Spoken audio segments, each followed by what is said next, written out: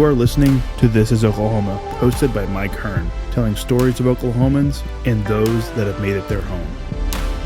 What's up, guys? Welcome back to another episode of This is Oklahoma podcast. Mike Hearn here, your host, back with another episode. Excited to share this episode with you today. But before we do, I've got to thank our sponsors. First of all, the Oklahoma Hall of Fame. They've been a huge part of this podcast for the last few years. So the Oklahoma Hall of Fame have been sharing Oklahoma's story through its people since 1927. For more information on the Oklahoma Hall of Fame, go to www.oklahomahof.com. And for daily updates, go to oklahomahof on Instagram and give them a follow. Our other sponsor today is the Chickasaw Nation. Now, the Chickasaw Nation have sponsored pretty much everything in Oklahoma. They're a huge supporter of Oklahoma. And it's an honor to have their name and their brand supporting this podcast. So a huge shout out to Governor Anatoby for supporting this podcast. It really means a lot. Our third sponsor is Diffie Ford Lincoln down in El Reno. Now, this one makes me so happy because these guys are great friends of mine, play a lot of golf together. I've bought my cars from them, do most of my oil changes down there, have a cup of coffee, hang out down in El Reno. It's a good spot to go. And not only are they great friends, but they provide a great service. So for over 60 years, third generation family owned Oklahoma business down in El Reno. They're also in Bethany as well. So people in the Bethany area know the Diffies really well. But if you're looking for anything new, used, Ford, Lincoln, or whatever, I'm sure they could find anything you want. Check them out, diffieford.net, and then on Instagram at diffiefordlincoln. This podcast is brought to you by the Oklahoma Beef Council on behalf of Oklahoma's 50,000 beef farming and ranching families. We are working hard every day to bring high quality beef to your table. To learn more, visit oklabeef.org, linked below. And let's get into today's episode. What's up, guys? Welcome back to another episode of This is Oklahoma. Mike Hearn here, host, back with another episode. We're at my real estate office today. A little change of pace. It's nice because nobody's here on the weekend other than us. So today we have an Olympian on the podcast, which you are the third Olympian to be on the podcast. So you're in a good group right there, and I am in the presence of greatness, obviously. But Mr. Ali Khalafalla is on the podcast.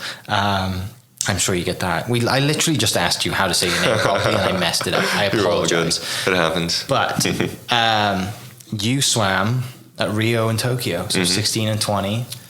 I mean, we'll get into all of that because I cannot wait to nerd out about what it's like to walk out, and represent your country and all that stuff. And I played golf for my country on a small scale, but it's nothing like going to the Olympics.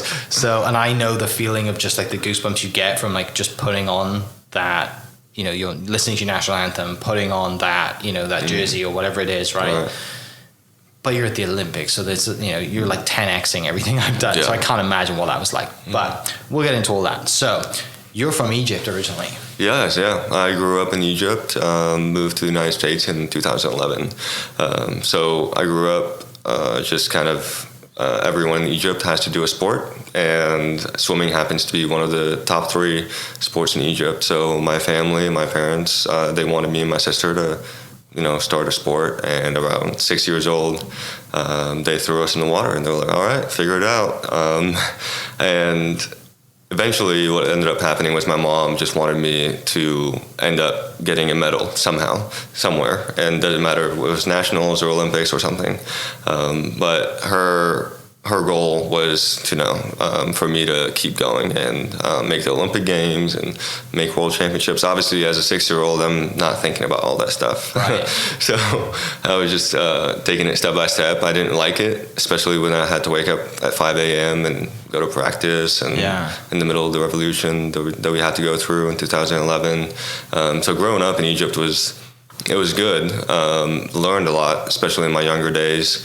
And then the revolution was in 2011, so that ended up kind of changing the pace of everything, and looking at other options to come here in the United States. Yeah.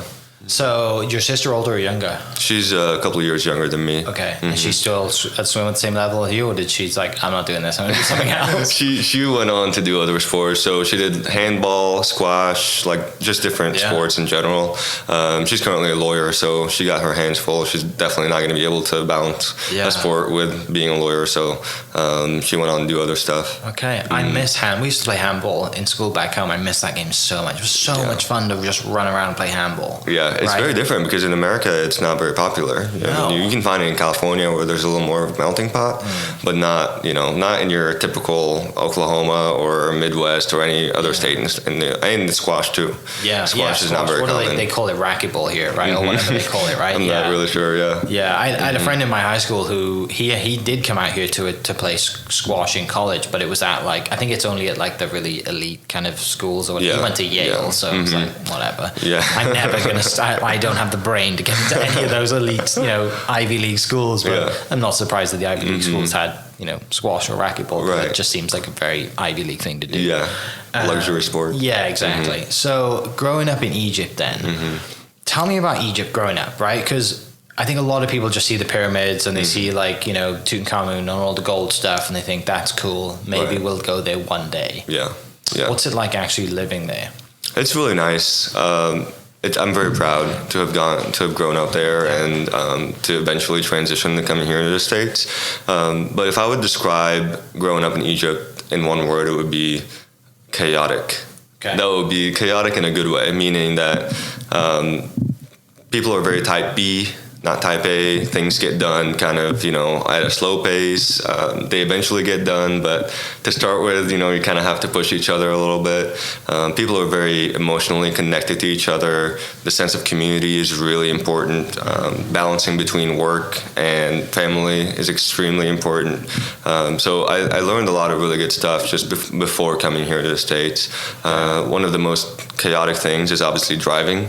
And I don't know if you've ever been abroad to a Middle Eastern country, but it's one of the chaotic experiences driving-wise you'll ever encounter in your life.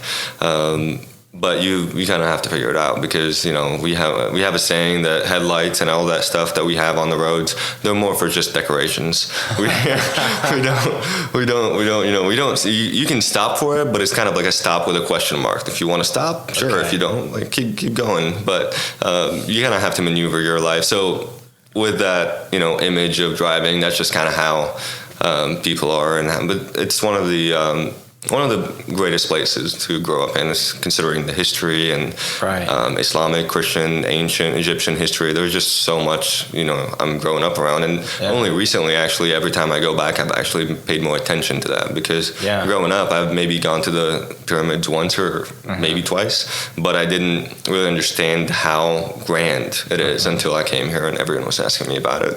I can relate to that because it's exactly the same for me in Wales because every time I go back with my wife, they're like, hey, I want to go show you something that I never did when I was a kid, but it's always been here, right? Castles or whatever it is. And the same for you, right? You take it for granted because you're like, it's already there. And I assume the way history was in the UK and Wales, it was it was just a class that you had to take, right? And if you're not passionate about it, you don't really care. Whereas the same in Egypt, we have all this history that goes back, it kind of makes me laugh about the Americans and their history. And look, I know there's some things that happen. That's fine. It's just not as long as our history, right? Yeah. And obviously it goes back even further when you go to Egypt. And, I haven't been yet. I'd love to go. My parents, I think, have been. Okay. And they loved it. And, I think the older you get too, the more you just generally get into history as you age, I think. You just become more curious, right? As a kid, you're like, oh, something shiny, and I'm going to play video games and play soccer or jump in the water or whatever. Right.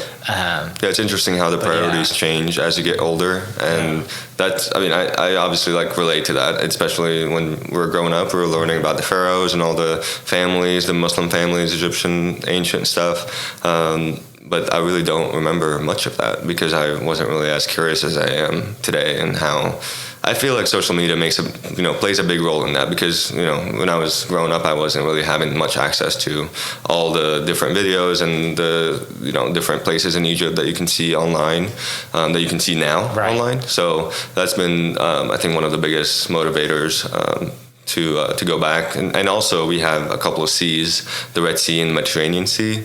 So there was a lot of opportunities for just scuba diving. And Egypt actually has the top 4 places to scuba dive of the top 10 in the world.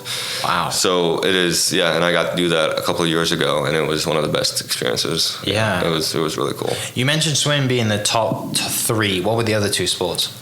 As far as sports in Egypt, right? There is soccer, football, obviously. That's number one, and we have basketball at number two, and there's a bunch of like taekwondo, karate, and different sports like that are in the top five. But swimming is top three in terms of people wanting to learn how to swim. Okay. So not necessarily competing. There's a big discrepancy when it comes to that, but in the amount of people getting into swimming, it's one of the biggest sports in Egypt. And we have pools like, if there was a mile, there was probably like 5 pools in that 1 mile. Really? Which you wouldn't think of it as just Egypt. I mean, what people would tell me is like, oh, it's all sand over there, and we get to our work on camels and different kind of stuff like that, which isn't really accurate. But yeah, it's crazy that there's a whole lot of water, especially in a desert kind of location. So, do you have camel races like the guys in Dubai and all the other Bahrain? I've never seen it. No, not in Egypt. I'd love to see it. They're so fast. The camels are crazy fast. Because it looks faster than horses. It looks like a real event, right? It's like a not just hey, there's one race. I mean, just like the races here. But the other thing is like you being from Egypt and effectively now being the fastest swimmer in Egypt, right? That's your title, right? Which is incredible. Like amazing achievement. I'm sure like it's probably sometimes you just pinch yourself. Really? That's me, right? I could not see it growing up. Have you had the opportunity to kind of meet other sort of people, not in the swimming world, but not, and I don't want to use the word famous, but that's kind of what I'm trying to say. Right. Have you had the opportunity back home to kind of go to events and like, be around people? Like, I mean, I just Googled quickly the most famous people from Egypt, and, Salah is probably the biggest one that most people know, right? Other than like, obviously when you go back into history and like, but soccer players. Yeah. What's that been like? How does the country receive you being the fastest swimmer? Compared to any other country that might have, like Usain Bolt or Phelps or whatever. Right. It's pretty 50-50. I left Egypt at a really early age. So when I left, I was 15 years old. Okay. And I wasn't as fast then as I am when I got to 18 years old. So those 3 years of going to high school here in the United States have kind of contributed a lot in that way for me to kind of come off, and I was able to qualify to the Youth Olympics in 2018 or 2015, and that was kind of like a wake up call of I could make it kind of to the largest competitions. Egypt didn't know about me until I made it to the Youth Olympics, and the Youth Olympics was kind of the first time for them to know that hey, there's a guy in the United States that's kind of swimming there and under the radar in a way. So I actually didn't compete at the Youth Olympics, and that was kind of I wasn't part of the national team then, so it was understandable, but I was ranked 11th before I even got there. Because you're out of the country. Exactly, right? yeah. That makes a lot of sense. Yeah. And I mean, there was also, like, Egypt sometimes gets fewer spots just based on the financial situation and everything. So after that, I was able to prove myself. So I kind of all just relied on me and my family to help me out growing up until I was able to make it kind of to World Championships in 2015 and then the Olympics in 2016. Yeah. And that's when things kind of started to change. I started to receive more attention from Egypt and the federation. And that's been, obviously it makes sense, but in Egypt it's, the sports that get the most attention is obviously soccer. It pulls in the most money. Swimming doesn't really pull much unless you're signing up a lot of people for lessons. So for me, I've received a lot of attention when I became a faster swimmer and went to Mediterranean Games and got third, which is kind of a big deal in the nation in that region. And then making the Olympics and then breaking the Egyptian record that stood strong for about 23 years. So those were all just a few things that helped shape or pave, kind of the future that I had in swimming. But also just seeing how swimming has changed, because most of the swimmers that make it are ones that came here to the United States. Right. Same with golf. Exactly the same with golf. Yeah, it's so interesting how that works, because I believe Egypt has a lot of resources that can really help other swimmers in Egypt excel and to get to the level that I've got into. But swimming aside, academics and school and the pressure from family and all of that does play a big role in hindering that process for a lot of athletes. So eventually, that was why I came here in the United States, because I felt the high school that I went to in Virginia, it was a military academy, and I was able to balance between those two, balance between swimming and academics. And I think that was, if I hadn't done that, I don't think I would have made it this far in my career. Right. Yeah. And competition too, right? Like you're competing against, like you said, people are like in your similar situation. They're all coming to the States to go to college to get an education, but you're also competing against pretty much the best people in the nation, right? Yeah. And frequently too. So that's another thing that kind of sets America on a different pedestal compared to other nations, is the frequency of competitions. A lot of athletes and a lot of swimmers here in the United States, they race often, and when you race often, a lot of you fail a lot, and then you get up, you learn, you kind of get better as you go. But back home, we would get maybe 2 or 3 a year, 2 or 3 competitions a year, and that would obviously, I wish that would change now, because I feel like that would help other swimmers kind of just learn. And but there's just so many swimmers. Like when I'm back home, there was about probably because of my race and the influence that I've had on it, there was around 1,000 swimmers in the race that I'm in. So there was about, I don't know how many heats that would be. So it would take 3 hours to get to the final heat. So it's just, it can be a lot, and everyone wants to do that race, but it's the 50 free. That's the one I'm special in, and a lot of people just don't understand that it's one of the toughest races to actually go through, because it all goes down to seconds and hundredths of a second, and if you make a mistake or your hand split or you drag or you kind of like pull away a little bit, that's going to cost you a few hundred, and that can be the difference that it can make. So So growing up then, obviously it sounds like you knew that going to the States was the plan. Right. And you mentioned coming here for high school. Right. Because most people just come here for college, right? What's the process like of coming here for high school? Do you just jump on a plane, apply, and go to high school? Or is it, the family moves out here and you legit move to the States? Right. So I moved here all by myself. And we researched a little bit, because in Egypt, and I don't know if it's the same in Wales, we have the American system and the British system, and then the Egyptian system in schools.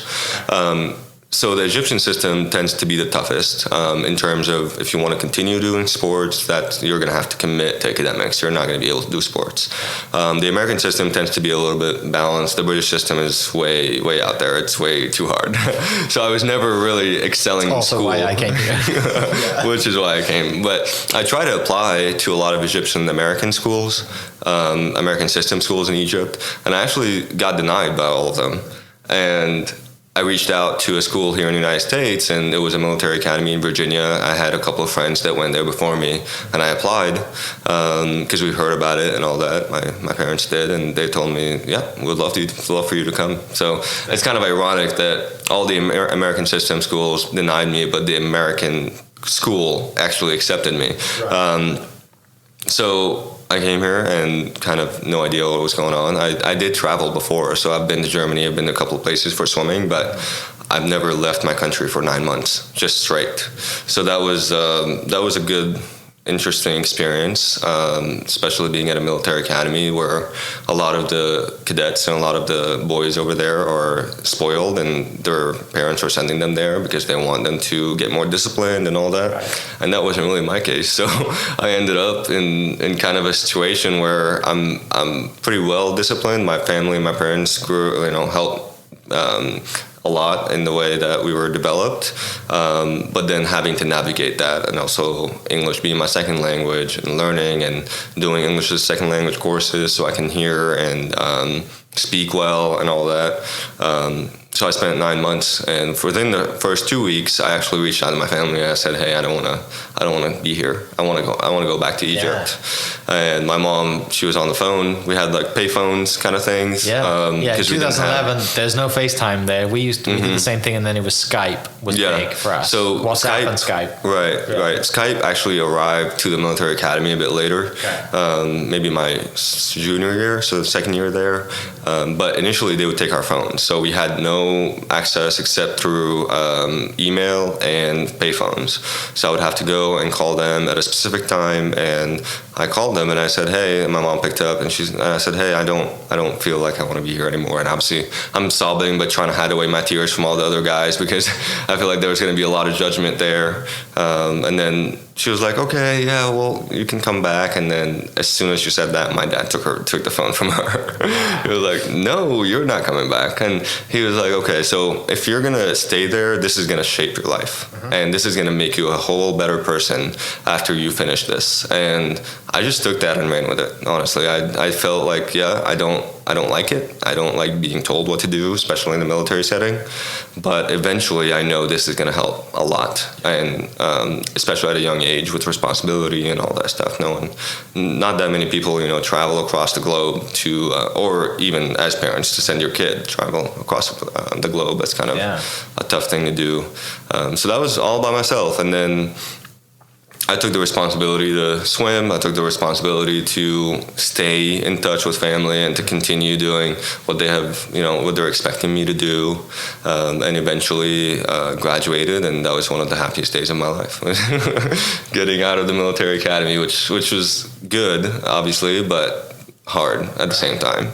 Yeah, especially when you were like, 14, 15, 16, going to this academy. And like I said, you're halfway around the world. Right. You can't just have that face-to-face interaction with your family because there isn't any FaceTime. Right. And also, you're at a military academy, so it's not just like school, is it? No. Right? Like, had your family had any previous kind of history in the military, or was it just you were like, "Hey, this is a school, they've accepted me, even though it's a military academy, I'm going"? Right. No, I mean, in Egypt, there is kind of like a mandatory aspect of being in the military. So my dad did do that. He did the service, but it's different, In the United States, the military is such a different level than in Egypt. And especially I didn't go to the Army or Navy or anything like that, so it didn't feel like it was going to be that hard. But they didn't have any background in it. No. Yeah.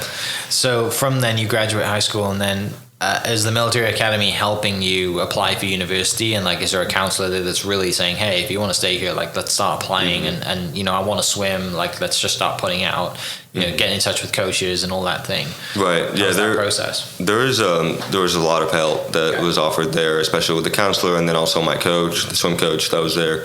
He was also helping me a lot in just kind of reaching out to colleges and going on recruiting trips, and that's how it happened. Actually, one day I was just right before practice, he came and he said, "Hey, Indiana is interested in recruiting you." I was like, "Indiana? I've never heard of that state before. I've been here in the United States for 3 years, and Indiana hasn't been on my brain for 1 second." One, is it? No one's. Which, when I actually ended up going to the recruiting trip, I was asking the same question to a lot of the other recruits, and they were like, "Yeah, we never heard of Indiana before." And it was interesting that was kind of just coming from a different country, and then hearing my coach saying that, "Hey, this college is interested in you." That was a very stark kind of difference. I never expected that to happen.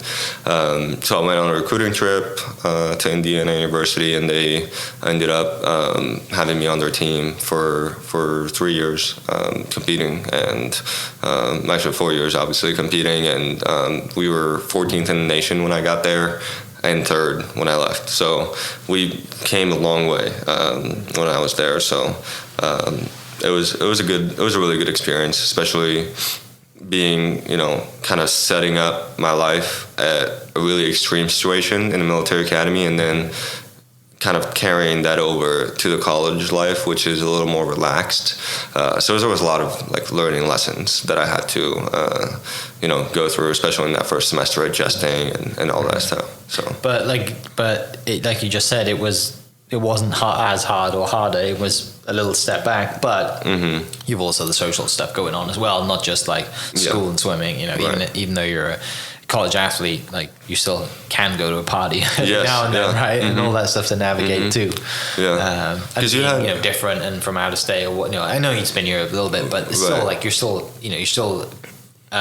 rooted. You're still an Egyptian, right? You know, you're not. Like, there were so many different facets to it. Yeah. You know, like I grew up in Egypt, and my family's not here, and I've got to keep going regardless. And swimming is also another aspect that I have to do well in. So there were so many different things that I have to keep track of, and I obviously not making up excuses, but that was just how I had to approach things. And just growing up in Egypt, we didn't make excuses. You know, this is not something that my family taught me or my sister to make up excuses as we go, because we're going to have to do it nonetheless. It's going to happen. So coming from the military academy, going to Indiana, the military academy was more, okay, this is when you're going to study, 2 hours at night, quiet hour for everyone. You can't speak. You have to do something. You're going to have to sit at your desk in your room. Everyone's quiet. Everyone's studying. And I thought that was the same thing that I could apply at the university, and then obviously not. 2 hours was definitely not going to be enough, and that was a good learning lesson. That was because a lot of the stuff that I was doing in the military academy was more type A, and then at the university was type B. Yeah. And I would describe myself more as type B, but I had to kind of follow orders, right, at the military academy. So it was a good wake up call within the first semester. The good thing is you were generally used to getting out of bed at early hours, right? Like you're not getting to the military academy and thinking, you know, that whatever time that alarm clock's going off, you're like, I've been probably getting up at this time for my entire life to go swim. So this is fine for me. I don't have to worry about it. So when you're in Indiana, then you're swimming, you know, you're getting better, you're improving. What's that like? What's it like for you as a professional athlete at that time, mentally, right? Because like you're probably thinking, I'm going pro, I'm a pro, right? Even though you're in college, like you're training like a professional athlete, and there is a legit chance that, you know, you could go to the games or go to all world championships or whatever it is. Right. So what is it like then being in Indiana with that mindset? It was good. I mean, as I started at Indiana, I was one of the top 2 faster sprinters. So I knew that in order to be the best, I have to put in a lot of work. So initially, they had me lift 4 times a week and then swim every day, once a day. So a lot of emphasis was on gaining a lot of muscle mass. So within the first year, I think I went in at 157 and then finished at 170. Just the first year. So we were really getting into the weight room and trying to do a lot of things, and I haven't done that before. I mean, even in the military academy or in Egypt, we weren't, you know, trying to add muscle or anything like that. So the whole resources and everything, the coaches and the dynamics that we had between the team and the culture there, that was really what helped me to get to the games and to get to world championships, to make a lot of achievements that I've wouldn't really thought possible, honestly. Just given that, you know, that was the one day that my coach came and he said, hey, Indiana is looking at you and they're interested in recruiting you. And I mean, if you had told me that there would be 4 world championships that I would get to and 2 Olympic games that I would get to because of that one decision of going to Indiana University, I would not have believed you. It would be really because obviously along the way there was a lot of you know, injuries and setbacks and failures and frustration with the team, frustration with the coaches, but that's kind of the part, you know, part of the journey is going through that and then learning how to overcome all of that stuff. So within, I think, all 3 years from my freshman all the way to my junior year, I was able to get faster every single year. And then my 4th year was when I hit a big setback. And that was really what kind of got me on, you know, kind of a stagnant place with injuries and just situations that were out of my control. And that was a good place to actually be, because in my mind, I always felt, okay, so my first 3 years have been going really well. Yeah. So this is going to keep going really well. Right. But as an athlete, and you may know, like it's not how it always does. I mean, even when I qualified to the Olympics in 2016, it was in between 2 big competitions that we had. So we had the Big Ten competition championships and then the NCAAs. And in between those, my coach and I decided to go and try to give it a shot and qualify for the Olympics. And it's tough because I have done like a full taper. We've kind of just got ready for that first competition, and we have to keep it going to the second one. The second one is going to be to make the Olympics, and the third one is even more important for the college. So he's worried about me performing really well at all those competitions. I'm also worried about that and qualifying to the Olympics. So I went by myself to Orlando in that, I think it was early March in 2016. And gave it a shot, and I was able to qualify by 2/100ths of a second, and I just couldn't believe it. I was there, and obviously I had no team, I had no family. I just called my mom afterwards. I FaceTimed them, and I was like, "Hey, time to get your tickets. Time to get your tickets to the Olympics." And they were obviously watching online, and it was a surreal moment. We never really, kind of bittersweet, kind of in the midst of all this chaos. There's a lot of order that ends up happening at the end sometimes. It's the 1%, like in a lot of competitions, a lot of races, there's usually a lot of failing that happens, and then there's one or two that tends to be, this is what sends me to the moon, pretty much. So, but Indiana has played a big role, and not just Indiana, just a lot of, I believe that there's a lot of, things that God puts in each person's life to help them throughout the way. So whether when I was in Egypt all the way to now, being here in Oklahoma, and even being here, I wouldn't, if someone told me, "Hey, you're going to end up in Oklahoma one day," I was like, no way. and I'm just really glad that I'm here, because I don't intend on leaving anytime soon. So it's been really nice. Yeah, like same thing. I never would have like the first time I wrote Oklahoma down, I spelled it wrong. I wrote OAK, not like okay. Oak, like, yeah. Yeah, I was like, you're such an idiot. So was this junior year then, or senior year that you went to the Olympics for the first time? For the first time, that was junior year. Okay. Yeah.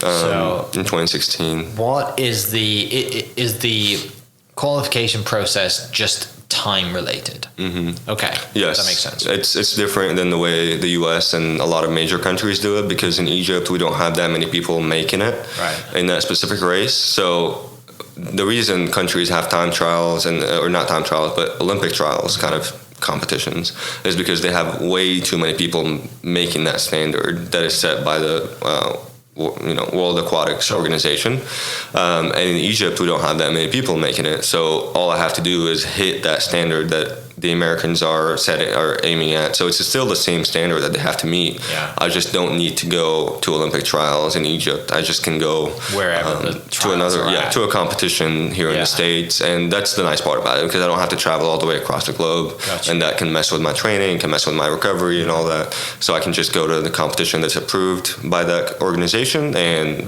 aim at it, and hopefully that will get you there. How many opportunities do you have to qualify for it then throughout the year when they're having those like official events? Right. So like as an example, Paris 2024 is coming up, and the qualification times start in March of this year and they end in June of next year. Okay. So each competition is usually about a year and a half of giving you a shot at training, and then going to different competitions, and then try to make it at one of those competitions. Are you actively training for the new one? Okay, so you're basically in the middle of training. In the middle of it. Yeah. So, and I mean, there's no rush really. I tried to qualify to the Olympics in 2019. In May 2019, so that's about a year before the Olympics was supposed to happen. Obviously, COVID kind of changed that. Yeah. And I was off by 3/100ths. It's so close. Yeah, so I went 22 seconds 0.5 100ths of a second. I was supposed to do a 22.02. Yeah. And I ended up going that time. I went 21.98 in South Korea at the end of that year, and that was what helped me qualify. Okay. Which was great, because as you know, the year that came after it was a bunch of uncertainty and a bunch of COVID. Which was really unpleasant for a lot of swimmers and a lot of athletes around the world who didn't know, if they'd made it or they didn't make it to the Olympic Games, and they had to wait and see how things were going to go. So obviously you have this moment, you qualify, right? And then it hits you. You're like, I'm going to Rio. Like you probably, it takes you a while to get the adrenaline down, and then you actually sit at home a few days later and you're like, you know what, like, I'm going. Right. How do we plan all this stuff, right? Like, how do I, and then you probably have phone calls with everyone back home of like the the associations and the federations, right. and like, hey, we didn't book the tickets and plan everything. I mean, what's that process like of just, then it gets real, right? Then like, I'm going, now we have to prepare for the Olympic Games and all of that stuff. And then Rio was the one where they were all worried about that virus too, right? The virus was people pulling out because there are certain, because Rio was the one that golf was at for the first time in a long time, I believe. And some of the big golfers were like, no, we're not going, because I think it was Zika, maybe. Oh yeah, that sounds familiar. It was a big deal, right? Because you guys were all kind of in like camps in the village, in the village, But tell me about going. I mean, what's that whole process of like getting ready to go, and I mean, all of that. So from making it all the way, so I made it in March, and the competition was maybe like July or August, August actually. So just this period, and that was actually my second world level kind of competition with Egypt, and the first one didn't end up going very well. So the first one was in 2015 in World Championships in Kazan, and that was a good wake-up call at what world stage competitions are like, because I'm walking out to one of my events and I'm looking up at the stands. There's 10,000 people in the stands. I'm used to 50 people at college or high school or something. There's not that many people. So I went back and just after 2015 kind of try to visualize, okay, do I just not look at the stands, or do I just learn to adapt to it? So in 2016, when I went to the Olympics, that was the second time for me to compete on an international level, and that was also the second time I look at the big stands, and that was double the size of Kazan in 2015. So I was just doing a lot of visualizations through that time, working really hard, training really hard, and a lot of the Olympians that also ended up going there from Indiana. It was just really nice to see a lot of my teammates make it, and on the U.S. team, So there was actually a total of 11 Olympians from Indiana that ended up going between swimming and diving, and that was just a really great moment, because I've shared the podium with them a few months earlier at national competitions and Big Ten competitions, and then to see them again at the Olympics and also see the head coach of Indiana there, it just proved that not only did I make the right decision, but this is a team that wants to continue and wants to be successful. So I actually, looking back at it, one of the mistakes that I did when I was preparing to go to Rio in 2016 was I thought that the best way to do well at the Olympics was to lock myself in and not talk to anyone. Just train, sleep, eat, and that's it. And that ended up not being the best way to go about it. So, because I felt like, okay, well, if I invest more time and energy into swimming, then I'm obviously going to be much better. And then it made me really depressed throughout that time. It made me really re-question what I'm doing, and as relational beings and wanting connections with other people.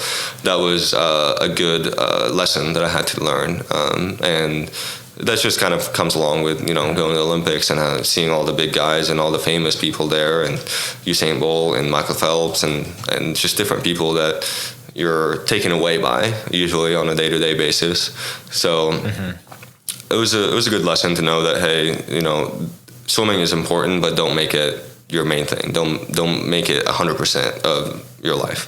And I was able to sit back after that and talk to my sports psychologist about it and tell him that, hey, this is what happened, and I wish I'd done better. I wish I'd kind of not just got away from everyone and tried to just focus on it. I wish I'd kind of helped and kind of became part of my community as I am here in Oklahoma now. So, like the other Olympian that I've had on the podcast ran for the UK at Rio. Oh wow! Okay. And he said this. He came out with a great quote, and I'm probably gonna have to edit this out. But I asked him the same thing. I said, what is it like being around Phelps and all of Usain Bolt and all of these mega stars of world sport, right? And he said his dad he's from Scotland. His dad has a great quote, and the quote is, "Everybody shits." And I was like, I mean, yeah. Like, everybody starts at the same place. Everyone's, like, yes, Phelps got 1 million medals or whatever, and he's, or he was a long distance runner, and, you're running against all of these people. It's like, but everyone's the same, right? Everyone breathes the same air, bleeds the same blood, like, so he's like, that helped me so much. Yeah, and then that's something that maybe a lot of athletes think about, is they feel like there has to be like a magic pill. When I go back to competitions in Egypt, a lot of swimmers come up to me and they're like, okay, what's the formula? And they're really curious. They want to know what the formula is. Yeah. And I'm like, no, you just need to be patient. You need to put a lot of hard work in. That's it. That's the formula. And a lot of people don't want to do that. They want to just, get to the world stage after spending 2 years in the water, which doesn't really happen. And a lot of people don't want to put the hard work in. So there's two parts that just kind of have to balance each other out, because there's going to be a lot of failures, and then through that you're going to be very patient, and then you're going to make it and then fail again and make it and then fail. But everyone's kind of handed. And I mean, you see a lot of the runners that come from Africa and come from, not very, not as luxury as the United States and other countries around the world, and they do really well. So it's not really about where you're from, it's how you put in the work and how you're patient about it. And generally the pool is the same everywhere, right? Yeah. Like it's the same length, right? And, other than the water might be a little warmer or colder, it's going to be the same pool. Right. So what was different then? Actually, before we get to that, what's it like walking out with your team? Like walking out with the entire country of Egypt during the ceremony? I mean, did you video the whole thing? Or you have a GoPro strapped to your chest? Like, or you just taking it? Like, what was that like? It was overwhelming, and in a good way, because I was using my phone and I was Instagram live the whole thing. And as soon as I'm walking out, obviously there was tens of thousands of people in the stadium, and it's a big stadium. Instagram shuts down my live. Which I felt, wow, okay, like, you guys know based on my location, all right, that's perfect. But right before then, my teammate was telling me that the cameras are either on the right or left from when teams walk in, and we should stick to one side. That way we're closest to the camera, so our families and friends can see us. And I was like, perfect idea. So I'm on the right side, and I'm walking in the opening ceremony with Team Egypt, and I think we had 130 people from just the whole team there. And I noticed the camera kind of coming up, and I'm like, okay, this is my 10 seconds of fame right there. So out of nowhere, I just kind of waved at the camera, and I got really close. And obviously didn't know how I was looking or anything like that, but after I get back to my room, I get all these different Snapchats and different videos from all my friends. They're like, wow, you made it. I was on the TV. I was like, whoa. Could not have believed it ever, to make it on TV in Brazil, and then to have a Coca-Cola advertisement to end up having me on it as part of it. I was overwhelmed. I had no idea what was going on. And that was all like right before my competition, because I got there on the beginning of August and I was racing August 11th. So I had 10 days to deal with all that. And I didn't know what to do. So it was a good time, for sure. Yeah. Especially there was no COVID or anything like that, so there was fans and people were cheering, and it was a bunch of really cool stuff. Yeah. And just being there with all the other nations, that was also really cool. And yeah, it was a great time. And so awesome. It's different though, because in Tokyo things were a little we didn't have any spectators. We went into an open ceremony where there was no one in the stands. So it was such a stark difference in the way things were happening and the way the world has kind of changed. I ended up not getting on TV that time. Right. So it's just a lot of things changed. Yeah. I'm glad that you got to go to one with full crowds yelling. Brazil is chaos. Rio is just party everywhere, and experience that. Because if you'd have gone to Tokyo for the first time and you'd be like, oh, really? And I feel bad for the athletes who've only gone to Tokyo, but because you'd been to Rio, it probably helped you when you went to Tokyo, and you're like, I know what I'm doing here. Yeah. Right? Yes, exactly. So that was exactly my thought process going into Tokyo. Okay, this is like the second Olympics round, and I've learned from the first one. I have 4 world championships under my belt now, and I can take that to prove, that I can get faster and whatnot. But it was rough because right before the Tokyo Olympics, I had to move to Oklahoma. So 3 weeks before that, I was training in Alabama for about a year and a half, and we had to part ways, me, my coach, and then my teammate, because before COVID, we had 5 pros in Alabama and then went down to 2. So it became really inconvenient. And right before the Olympics, 3 weeks before, I came and swam with my high school coach here in Oklahoma just to kind of keep that confidence level up before I go to the Olympic Games. Okay, so he came here then from the military academy. So that's how I ended up here, yeah. Wow. That's how I ended up here, is like kind of a full circle. After 10 years of him coaching me, I ended up coming back and he was coaching me into the Olympic Games. And that was... It was a great experience, and I knew that all I needed was someone to just be there and to do their training, because it was less than an ideal situation to pick up your life, drive 11 hours 3 times to Oklahoma to try to see if this is the place to end up in, and then go to the Olympic Games 3 weeks after and just swim fast. And it's such a, once every 4 years kind of competition. So there can't be any mistakes. There can't be any, setbacks or obstacles in the way. And that was definitely one of those things that kind of shook my ground a little bit. And then once I was done with Tokyo, it was a good reflection point, because I was almost done wanting to be, I'm done with swimming. I don't want to keep doing it. Just because of almost every single time I've gone to a really good competition and had like world championships or the Olympics, something would kind of shake the ground that I'm on. Most of the time it was out of my control, but I knew that I did the best I can with what I was given. So that was also what gave me comfort through it all, is that I did kind of struggle, and it wasn't an ideal situation, but I'm still grateful for the coaches, and I'm still grateful for the people that were, crucial, that helped me get there in the first place. So without them, I wouldn't be able to make it. So it was an interesting balance that I had to deal with,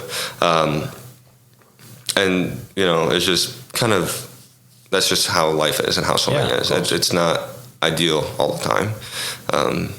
So your coach was what?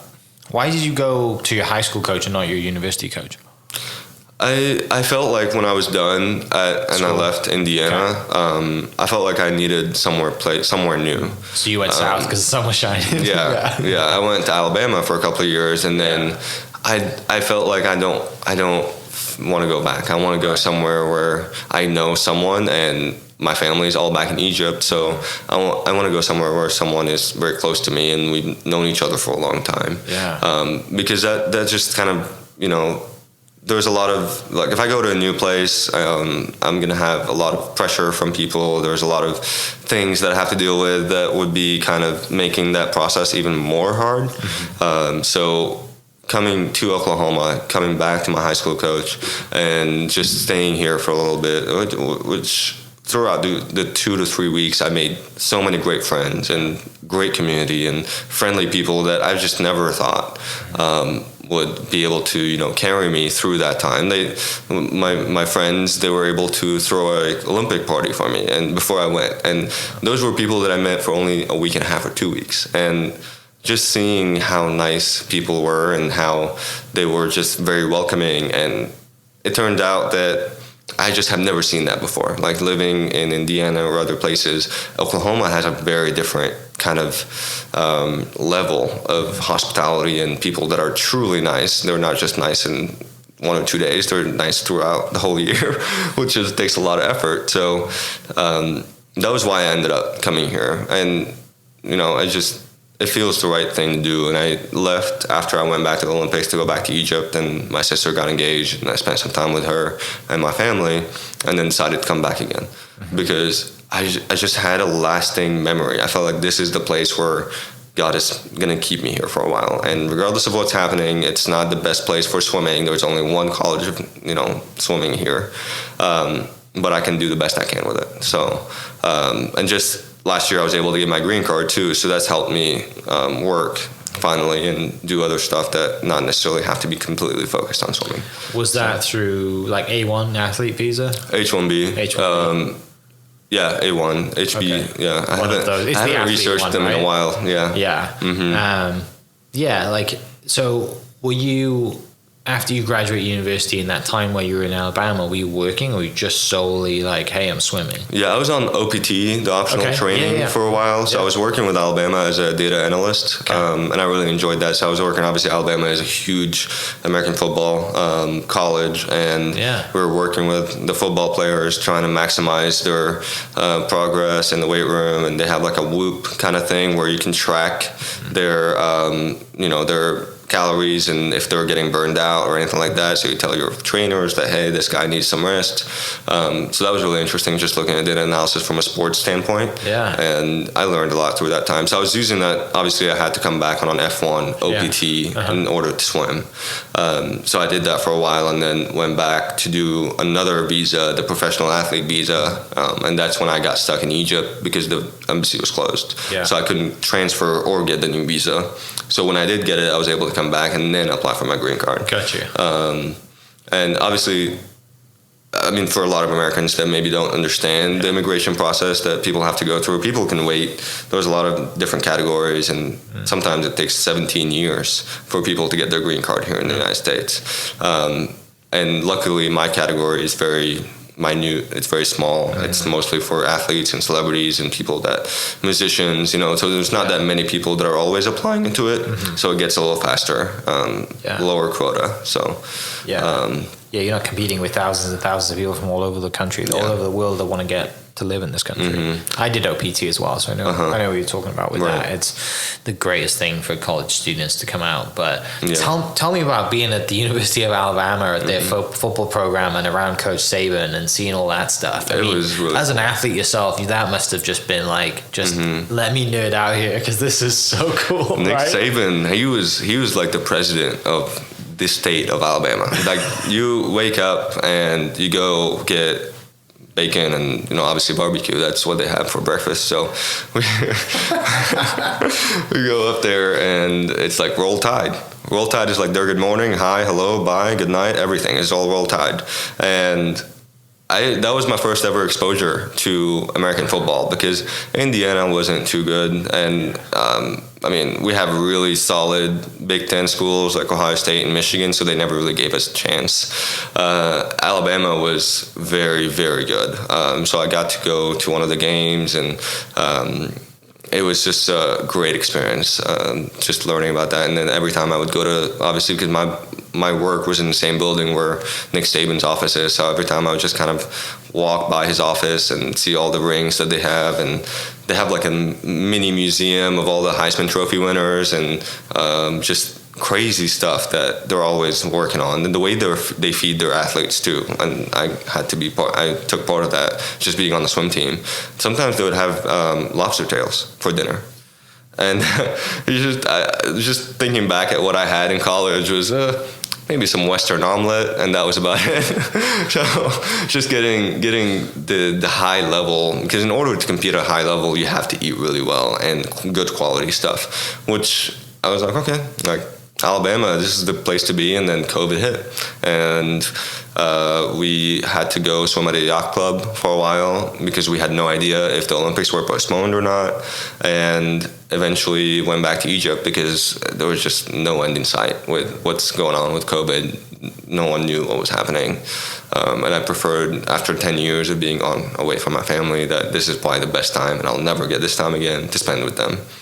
So I spent 9 months with them, which way more than I would have ever expected throughout that whole time. Yeah, the longest you've spent with them since you've been away from the country when you were going to high school. Right. Like I spent summers with them. 8 years or something, right? That's a long, and fortunate to go home twice a year, to go home for summer and Christmas probably, but still, like, it's not the same when you get to spend 9 months in a country that you've missed and grown up in. And, I mean, I love food. Like, I'm sure, like, Egyptian food is so much better than good. Egyptian food here, like, and even definitely in Alabama, I'm sure there was some places you're like, I'm eating this today, really? But that's so cool to have that experience, though, right? To learn about dieting and performance and, because, yes, you're a data analyst and you're technically working, but you're also a professional athlete. Right. So it's just like, you're getting paid to learn from the best athletes in the country at that point, right? Yeah, it was great. And the weight room that they had, the way they structure their lifting and the football team and just the way they approach everything. There was a smoothie bar in the weight room. So after you're done, you just go get a smoothie and head out. So they were just on top of everything, which made sense because I was like, okay, so in order to make it to the top level, this is what it takes, and it's not just training; it's everything around everything that you're doing. So Alabama was a really wonderful experience, and then ended up coming here after that, and don't really want to leave, honestly. Yeah, I mean, I know how you feel. Yeah, it's because that's I did the same thing. I was like, I figured out that this, these are the great people. Pretty much exactly what you said. Like, everyone's so nice. And it's genuine. It's not I'm being nice to you because I want something from you. It's I'm being nice to you because that's just who I am and who my parents are and what we do here. So I'm not surprised at that. But tell me about then going to Tokyo then, and how that experience was obviously a little different because of COVID, and just how this is your second time, right? So you're like, other than flying to Tokyo, which is a long way away, right? And I know Rio is a long way away too, but like Tokyo is. I've been to Japan once, and even the vending machines were like, I mean, blew me away. Yeah. Right? Like, there's no English anywhere. There's just signs of, like Japanese writing, which is very hard to navigate if you don't speak Japanese. Yeah. So how was that experience? Starting with the village, like the Olympic village, that's usually what the taste that you get about the country. And I think Tokyo was on path to be the best Olympic Games, and out of a lot of them. But COVID really ended a lot of those, aspirations for them. They had everything set in place, and they did the best they can, obviously, with the pandemic and being in the midst of that, and actually making it happen at a loss, not really at a profit for all the sponsors and stuff like that. But it was a fun experience nonetheless, and. Being there was competition-wise, it still felt the same. Like as we were training and getting ready for the swimming, for the races and everything, it still felt like another high-class competition. That sometimes just feeling like there's not many people in the spectators and many people in the stands. That this is not the same, but it was, and it's just obviously it was different.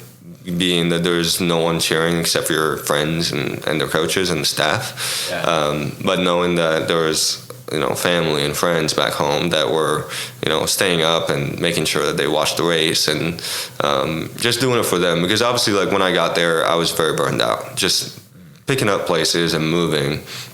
I've done that 3 times in my life, and they're always by myself. And I can only imagine, a lot of people move across countries and they move a lot across the states, but they do it often with families and with friends and for a job or something. But just to pick up and pack all my stuff in my car and then come here tonight to Oklahoma to figure things out and then drive back again, that's another 11 hours, and pick up my stuff, put it in the car, and then come back and settle in for a little bit. That really burned me out. And I felt that I was just going to have to get there, stand on the blocks, and give it the best I got.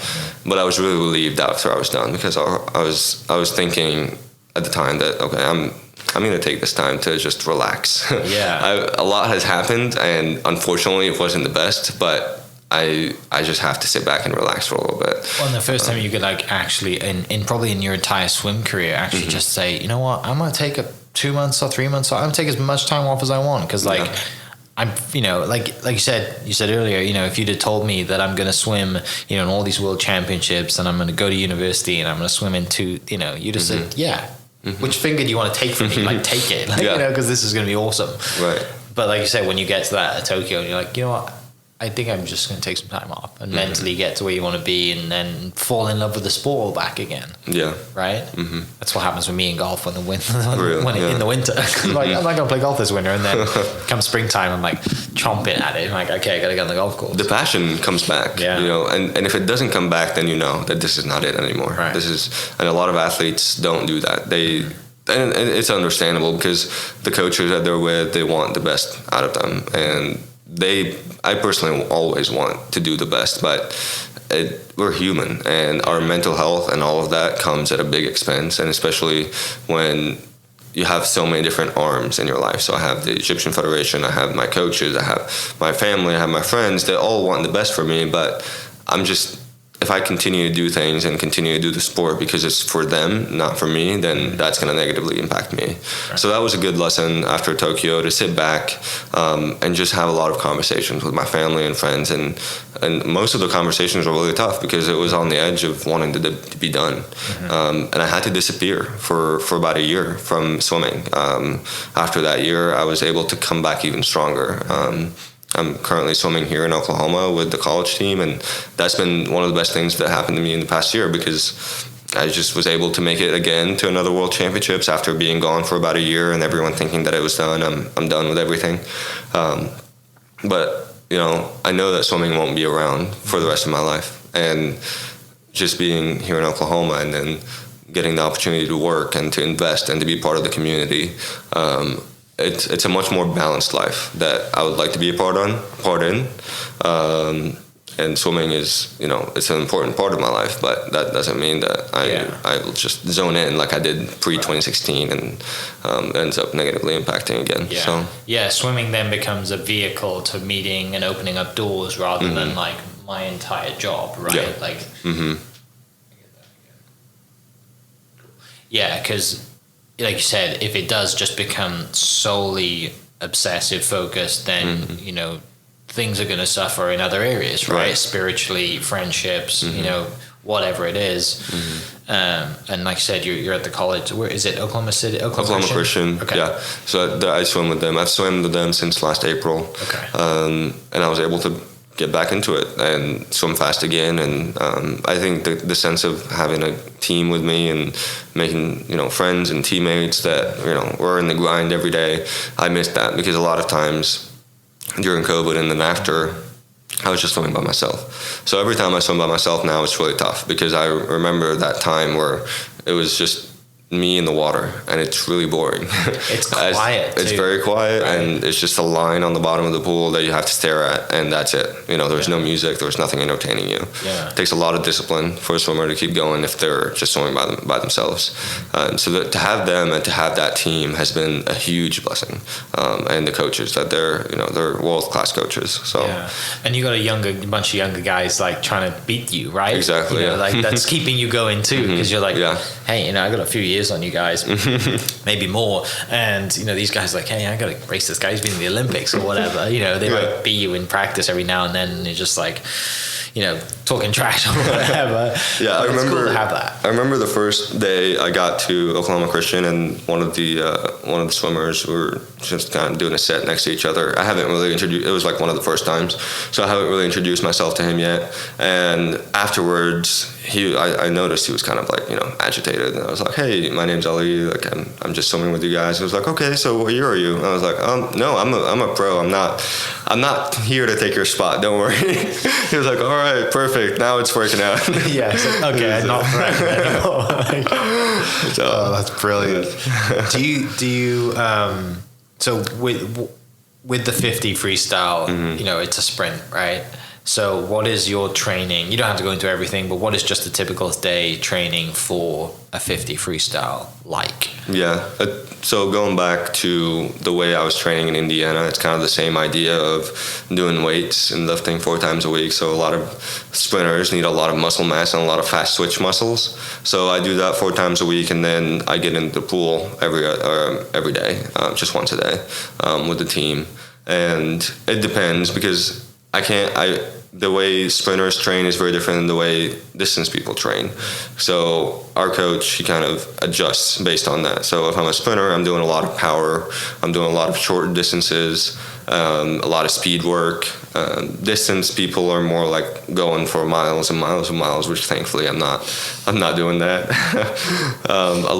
A lot of distance people sometimes get very jealous because a lot of sprinters get out of practice early, and I feel bad for them, but that's the life they chose. So they chose that life, right? You're like, hey, no one's telling you to do this, right? Yeah. Or even if they are, you just happen to be good. It's like long distance runners. Like I run one race a year, and I train for that one race, and then I'm done for the rest of the year, and I'll just kind of pick it up in the new year. Yeah. But some of the times I'm out there running, I'm like, why are you doing this? And like. But it's interesting, like today, I had a long run today, and, I got a few miles to go, and the way that I do my long runs is I generally go out and back to my house, but I don't go out like halfway and back. I go out a little bit and then come back, have a drink. Like I leave my snacks and stuff at the house, right? All my fuel at the house. So it's like, I break it up into usually like thirds. So, but that's also annoying because you get back to the house and you're like, could I go again? I could just stay here. I could just stay here. And then, and running and swimming is, in any sport is so mental that you're like, I could just stay here. No one's going to know. Right. It's just me. No one's going to know about how many miles I didn't run today. Right. But then there's that internal, like, I can do this. And then you just start to walk, right? Or you start to swim and you're like, okay, now and that's thankfully in the distance thing, you don't have to worry about that because it's so fast. Yeah. It's probably more for you in the training and practice that happens, mentally pushing yourself further and lifting more and going that way rather than in the pool, because when you're in the pool it's like what is it, 25 something seconds and you're done, right? With my race it's usually about 21 seconds, and it's very tight. So 21, like the difference between the third and the fourth is 21:95 and 21:92, so crazy. It's not noticeable. You can't see it with your eyes. Just have the touch badge that tells automatically what the goal is or what the time is. But it's just the accountability part of it, and swimming and like running and walking and all that. It's much better to have it, have someone with you doing it. Yeah. A lot of people rely on themselves, and that's really good. But it's just more fun, honestly. More fun would be with other people and training with them. So what? So obviously preparing for Paris. When are the qualifiers coming up? Like when? I mean, is that soon, or is that like hey, I got a few weeks or a month, and then? So that's actually the Paris is starting in March. Oh wow! So next month. So soon, very soon. So I got March 1st till June 31st to qualify. Okay. June 31st, 2024. Okay. So it's about a year and a half, and I don't have to necessarily qualify, as soon as March happens, but I always try to aim for sooner rather than later. Yeah. And I've got some competitions coming up, maybe heading back to Egypt in March to do a competition there, and then another competition in Chicago in April. So, just kind of getting back after a chunk of training, because that's like how I prefer to do it, is to put a lot of training in and then go to a big meet and then come back and train more. I'm excited. To try to qualify to the third Olympics is hard, and just looking through my thought processes through qualifying for Rio and then qualifying for Tokyo, I always wanted to be realistic and knowing that this is going to take a lot of work. So if I'm not willing to put in the work, don't bother. So that's just how I approach things in life and in swimming. If I'm going to try to make the Olympic Games, I have to put 110% in. Otherwise, it's not really worth it. And just step away. So you're totally right, because it's not easy work to be doing, right? Like, if I'm wasting my time, like just like putting in all this effort and tearing my like all of this stuff, right? Like lifting weights and swimming and all of that, like what's the point in doing it if you're not going to go, commit to it fully, right? You mentioned kind of being here around the team. In the future, do you see yourself going into coaching? Possibly. Yeah. Thankfully, I have a lot of expertise in swimming, and then also just in other aspects of life, real estate and the things that I'm doing right now, just doing marketing and enjoying that really. And I think swimming is a really special part of my life. So to be able to give back in some capacity, I definitely see myself in that area in the future. I don't know what exactly. I like to take opportunities and see how they turn out, and if they turn out well, then that's where I'm supposed to be, and if they don't, then I'm learning from them, which I really enjoy teaching and I really enjoy coaching. So just to see that, how that bounces with other people, and I've done clinics and different stuff like that, and lessons and all that, and just seeing other people's lives improving has been very rewarding for me. So I can definitely, if you'd asked me that question a couple of years ago, I would have said no, and it was probably because of the people that I was around. It was giving me not the correct notion about what coaching is. But after seeing a really good role models and my coaches here at OC and seeing how they approach it, and it can be really fun, and it can be a great, relational thing between you and your swimmers and people you're coaching. Definitely see it. I can definitely see it. Mm-hmm. And it's like giving back is obviously, really cool, but giving back in something that's given you so much, and you're like, this is a sport that not only, even if you don't become successful as a swimmer, and talking generally, whoever it is that just likes to get their kid in the pool, like there's so many lessons from competing, right? And training and preparing, and, yes, you came last today because you haven't prepared, there's lessons in losing. I say this for almost every podcast that I talk to an athlete with, like the lessons that we have from playing a sport that, there is a winner and a loser, right? There is a score at the end of it, or a time at the end of it, and that time is kept by everybody, and everyone goes by, then, and swimming too, it's like everyone's got to learn how to swim for the most part, right? Even if you're fast or not, right? Yeah, for the summer or for whatever. So if you want to go to the beach, or if you don't want to just do with that, then that's fine. And I've never met a fat swimmer, so like it's kind of like soccer. Like, it keeps you. It's such a good workout. Mm-hmm. It is tough. Yeah. All right, finishing up. I mentioned earlier I love food. I'm interested to find out when you first came here. What was the things that stood out for food? Like, oh man, I love going to whatever. Did you have opportunities in the military academy to just go somewhere on the weekends or whatever? Actually, well, in the military academy, we were in the middle of nowhere, honestly. So we had the dining hall food, and then maybe down the road, and we couldn't really get out much, there would be like a pizza burger place. So I wouldn't base my experience off of that time, but I really enjoy going to Chick-fil-A. And even though that's not really a good, kind of healthy food, but that's one of my favorite. It's and a lot of internationals feel the same way. Like even when I was in Indiana, a lot of our other international friends and swimming, my teammates, we would just go to Chick-fil-A on a Saturday after practice or something. Even my sister and my family, when they come here, they're big fans. So it's crazy how that is, but I don't know if it's because of the chicken or because of the way I grew up and how I like it, or it's one of my favorites. And it's just when I try to go eat somewhere, I try to get something that's a little more like home. So whether that's like a Syrian cuisine or Lebanese or Mediterranean, so something that's a little more similar to home. What's the go-tos here then to find something that's similar to home? Have you tried Nunu's? No. Nunu's is a Lebanese restaurant on Memorial in Oklahoma City, and it is really, really good. So I'm a big fan of Lebanon. I went there when I was 11 or 12 years old, and it was such a great country. Really nice people and a lot of history.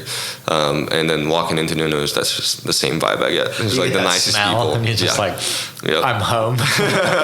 Exactly. Like it's crazy because I've been to so many countries around the world, and then when someone asks me, "Hey, what's your favorite country you've been to?" I'm like, Lebanon. Wow. And in their minds, they're not expecting. They're expecting, like maybe it's Dubai, maybe it's like one of those fancy places. But no, it just maybe because it was also I went with my family, so that had a really big impact on that country for me. Yeah. Is tea big in Egypt? Mm-hmm. So you grew up like a really big tea, but it's not like the UK does tea, right? With a tea bag and milk. It's like we do both. Okay. So there's like chai latte, the tea with milk, and that's popular.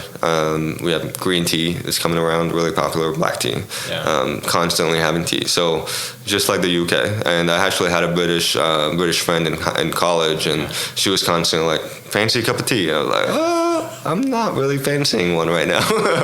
So, and it's just, they're all about tea, and I'm more of a coffee guy now, so that's what I go for. And recently I started roasting my own coffee, so I got some beans and getting into that. It's just not very hard, but it's really good coffee. Yeah, so.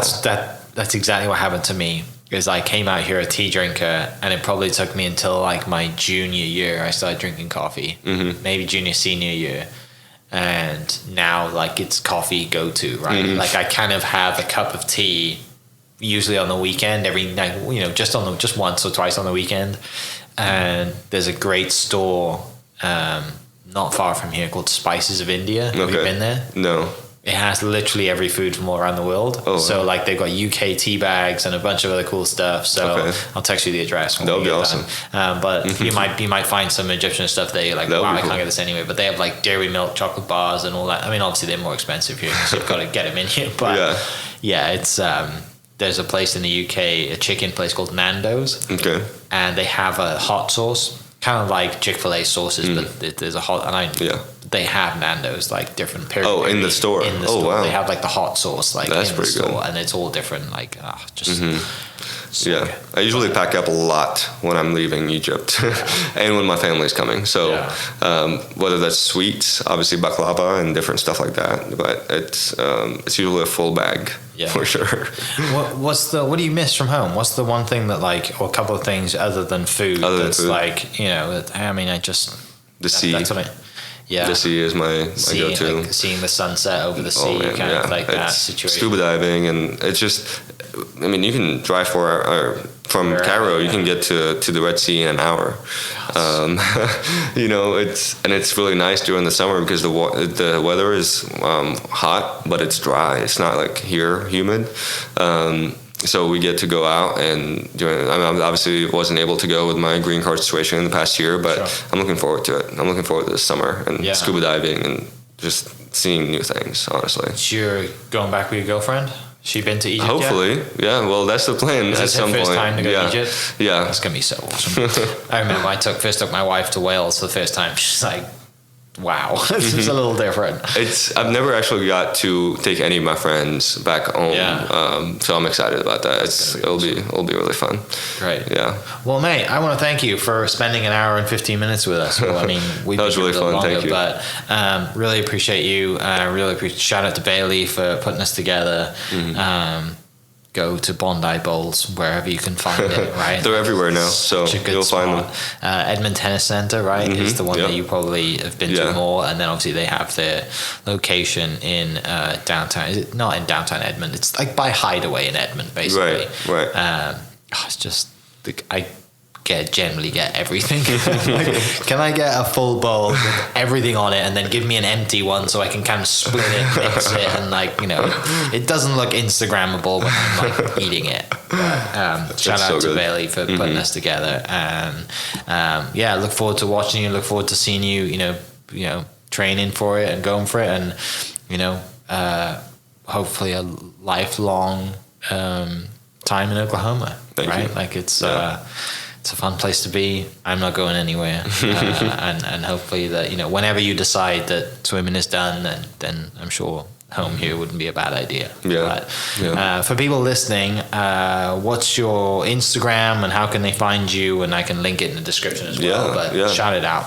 Awesome. So my Instagram is Ali Khalafalla.ak, and that's usually the one that I'm most active on. So if people can find me there, and Facebook, I'm at Ali Khalafalla. So that's about it. I'll put that in the description for people listening, and we will catch you. Oh no, one thing, I got to remember this because we've set a goal. By the end of the year, you might have heard on the previous podcast, we've set a goal to raise $10,000 for the Children's Heart Foundation. So the link will be in the description membership for that. We're, I think, around 3,000 right now, but the link is for that. So instead of going, and I use Starbucks as just like the metric, instead of going to Starbucks for another coffee, go to this link and donate, because it's for the kids. Thank you so much. Catch you next episode. Cheers. Hope you guys enjoyed that great episode. Thank you so much for listening. As always, huge shout out to our sponsors, the Oklahoma Hall of Fame, sharing Oklahoma story through its people since 1927. For more information on the Oklahoma Hall of Fame, go to www.oklahomahof.com and follow them on Instagram for daily updates at OklahomaHOF. Our other sponsor, the Chickasaw Nation, amazing sponsor. They do amazing things for the state, and they're always sponsoring something in Oklahoma. They're a huge supporter of Oklahoma, and without their support, we wouldn't be able to do what we do. And our third sponsor is Diffie Ford Lincoln down in El Reno. Now, this one makes me so happy because these guys are great friends of mine, play a lot of golf together. I've bought my cars from them, do most of my oil changes down there, have a cup of coffee, hang out down in El Reno. It's a good spot to go. And not only are they great friends, but they provide a great service. So for over 60 years, third generation family owned Oklahoma business down in El Reno. They're also in Bethany as well. So people in the Bethany area know the Diffies really well. But if you're looking for anything new, used, Ford, Lincoln, or whatever, I'm sure they could find anything you want. Check them out, diffieford.net, and then on Instagram at diffiefordlincoln. This podcast is brought to you by the Oklahoma Beef Council on behalf of Oklahoma's 50,000 beef farming and ranching families. We are working hard every day to bring high quality beef to your table. To learn more, visit oklabeef.org. That's oklabeef.org, linked below. Thank you for listening. Thank you for listening. We are inspired by those around us and hope that you are too. Make sure you subscribe to this podcast on your favorite podcast platform and leave us a review so we can keep telling your stories. For more great Oklahoma content, follow This Is Oklahoma on Facebook and Instagram.